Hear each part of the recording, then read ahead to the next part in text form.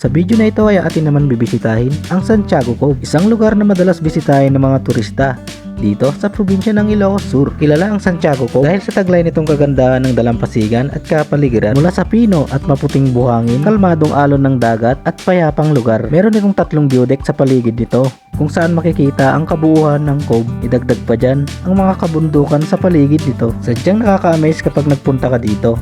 Takaw pansin dito ang mga color white na mga luxury hotel and restaurant at syempre pati na rin beach resort. Kaya't sa video na ito, samahan nyo akong ibahagi ang kagandahan ng Santiago Cove. Dito lang yan sa Santiago, Ilocos Sur.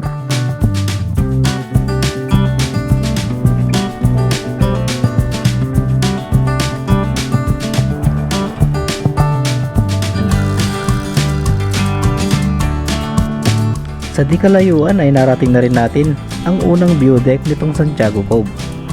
Nag-stop over nga tayo dito para kumuha ng drone shot.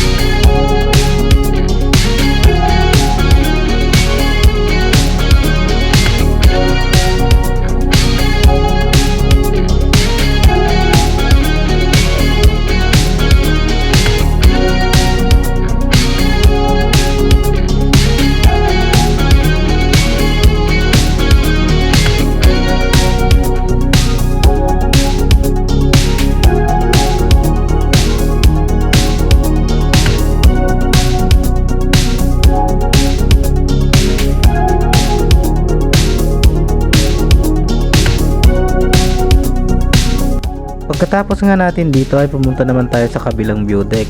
So ito yung marker nila dito guys, I love Santiago. Tignan nyo naman guys, napaka solid ng view dito, lalo na siguro pag sunset or sunrise dito. So kapag nandito ka sa kabilang view deck guys, is overlooking itong mga luxury na mga hotel at restaurant, most especially itong Vitalis Villas. So ito nga guys yung pangatlong view deck dito.